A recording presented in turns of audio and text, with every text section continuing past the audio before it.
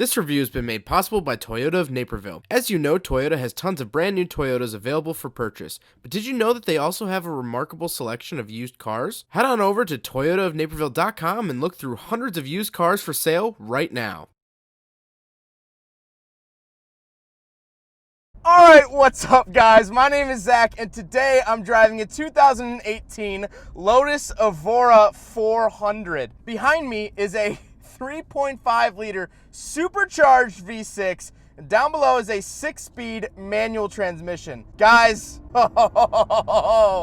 this is a good car. Now, normally when I do used car reviews from Toyota, the cars themselves don't have anything to do with Toyota itself. It's just one of their cars in their inventory here in Naperville. However, this actually has some Toyota parts in it, specifically the 3.5 liter behind me. Yes, the 3.5 liter V6 that is found in the Camry, the Tacoma, the Sienna is also found in a Lotus Evora. Now, of course, it has been supercharged to put out 400 horsepower. That's where the 400 in the name comes from. But really, it actually is. It's a Toyota engine. So it actually has the capability of being reliable, a Lotus reliable. I know it sounds kind of odd, but man, is this thing an absolute blast to drive. I mean, it is superb. It's mid-engine, but it doesn't quite feel like a mid-engine car. It doesn't push in the corners too hard.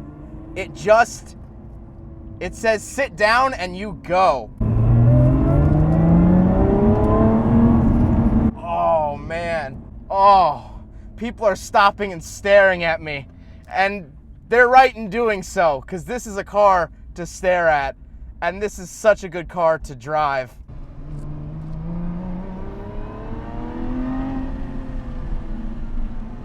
Oh man, what an absolute treat this car is. Now, like I said, paired to it is a 6-speed manual transmission. It's actually real easy to drive. It's not hard to get in and out of gear. It's not anything crazy to handle.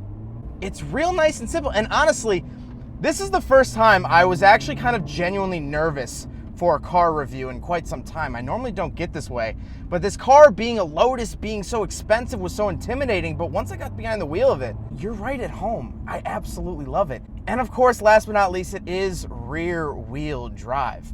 So let's talk about the interior. Well, in front of me, I have two main gauges. On the left is my tachometer, and on the right is my speedometer. And then of course I get gauges.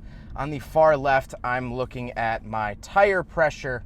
And on the far right, I'm looking at the time, outside temperature, and odometer. On the steering wheel, I actually have cruise control settings on the left and right, but I get this nice suede steering wheel. It feels great. It has a great weight to it. I feel very in control with this steering wheel. I really love that aspect of it. To the left of me, I do have my engine start stop button to the left of the gauge cluster, as well as the headlights and dimmer switches, and then my power mirror switches. On the door itself, I have my window switches, and that's it. But again, this sort of suede material carries onto the door. It's very classy, very elegant. Most of this interior feels very nice, but coming into the center, we'll talk about some parts that don't feel quite as nice. Up at the very top of the dash, I have two air vents, which I absolutely love. I love the look of them. I think it makes the car feel very sporty.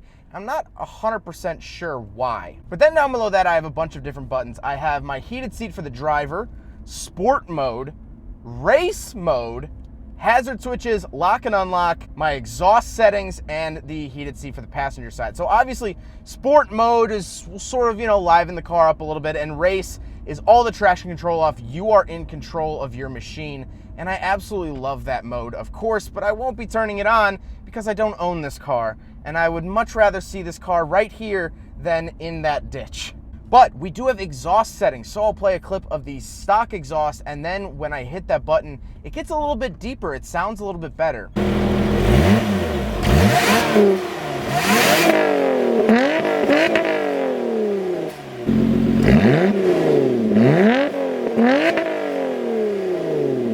And my takeaway from this is the fact that the 3.5 liter V6 can sound like that.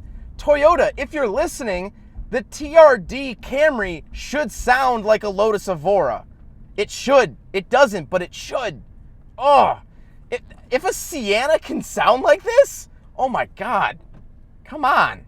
Down below that, we do have an infotainment screen. Now, this infotainment screen is the stock screen, but it does feel a little bit cheap. It feels like an aftermarket unit. It feels like something you would put into your 1993 Mazda Miata just so you could have Bluetooth.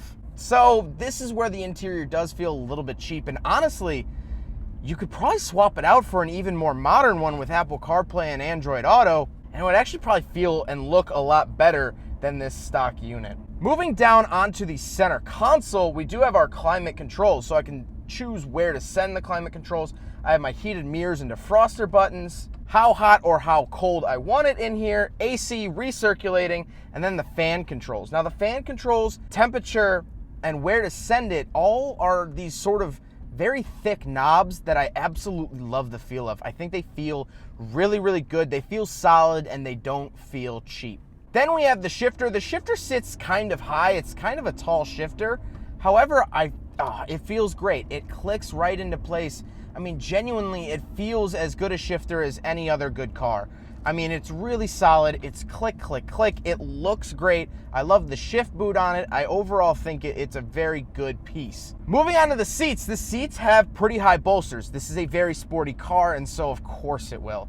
However, they're still comfortable. I wouldn't feel, like a wet trash bag after riding in this car or driving this car for an hour. Some seats are so hard to sit in that it's not worth it, but these are comfortable seats. And as you guys know, I'm a big guy, and these seats are big guy friendly. Speaking of seats, we do have back seats, and I told myself I would always try the back seats if it had them. That being said, I don't think I can really fit in these. First of all, there's no way I'll fit, but also this is a nice car. I don't want to do anything to it that wouldn't be good. Right, so I actually don't think I'm going to be able to even get back here. It does have back seats, surprisingly. I'm genuinely surprised it has back seats, but as you can see, the front seat is touching the back seat, so I don't think I'm going to be getting in there anytime soon. However, we can talk about the trunk. So we do actually have a trunk. We have like a battery tender and things like that, but it's actually not super small. I mean, it's small, don't get me wrong. This is not a grocery getter. However, it's not as small as I thought, and that's the engine. So I guess, if you want to cook something, you could probably leave it back here too. One last thing I really like about the interior is that it says hand-built in England by Carl Knights. Carl Knights, thank you for this car. That's really cool. This car was hand-built by a guy. I want to shake that man's hand. Now we have to talk about the looks. This thing looks banging. It looks amazing. It's so cool looking.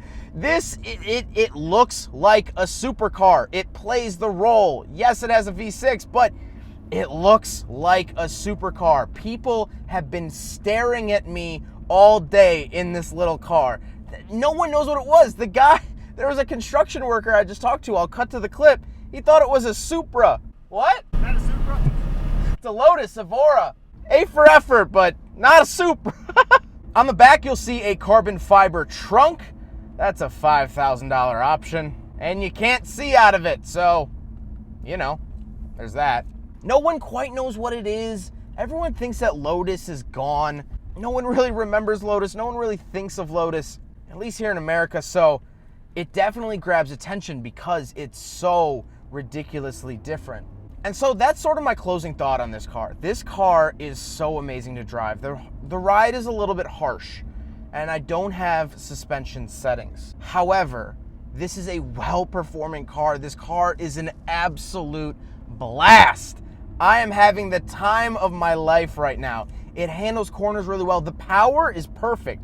400 horsepower, I'm not getting carried away with it, but when I put my foot down, it has power. It gets up and goes, and you get a little bit of supercharger whine. This car is so balanced. It's so well made. I can't get over it. This is such an interesting experience. It genuinely feels like, to me, it feels like the boss level of like an MR2 because it's mid-engine, and you definitely notice that it's mid-engine just with the weight distribution and seeing the engine in my rearview mirror. But also, It's so balanced. This is a weapon. This is a tool made for one thing and one thing only, and it's spirited driving. You should not buy this as a grocery getter. You should not buy this as a commuter car. You should buy this to take out on a Friday night after a long day of work and just put your foot down and just forget the world for a second. That's what this car was designed to do, and that's exactly what this car is doing. I have personally, just in my personal life, I've been incredibly stressed recently. YouTube is blowing up. I've been getting so many more opportunities. I actually have sponsorships now through YouTube, and it's been absolutely great. But it's been a lot to handle on my own. I'm a one-man show. And even this morning, I was in such a terrible, horrible mood. I had a truck cut me off on the highway. It wasn't good. But as soon as I got into this and got out here on the track, I haven't thought about any of that stuff. Fast cars are the closest thing we have to brainwash. I'm sure one day some lab in Connecticut will design a formula that's legitimate brainwash, but for now, we can rely on fast cars, because once I put my foot down, I'm not thinking about anything else. And that's what the Lotus does. That's what the Evora does. And I'm so thankful for that. My only hesitation with this car is maintenance. Not that it needs a whole lot of it, but where do you take it? When's the last time you saw a Lotus specific dealer? At least in my town, the Aston Martin and Lotus dealer are together. So I guess you could take it there, but do your research, is what I'm telling you. Well, I'm not gonna end the video yet. Hold on. Oh, what a joy. What an absolute joy. Well, I hope you guys enjoyed the video. Huge, ridiculously large thank you to Toyota of Naperville for letting me take out their Lotus Evora. I get to check Lotus off my list of manufacturers in which I've driven. This is an absolutely amazing, amazing machine. This is for sale right now from Toyota of Naperville. Go check it out. Go see it in person. Just stand next to it. It's a marvel of engineering. It's a marvel of beauty. And I can't say enough good things about it. Go check out Toyota Naperville. Their information is not only up on the screen, but linked in the description below. They are the rock stars of the car selling game. But I hope you guys enjoyed the video. Don't forget to rate the video, comment on the video, and subscribe if you really liked it. Take care, guys.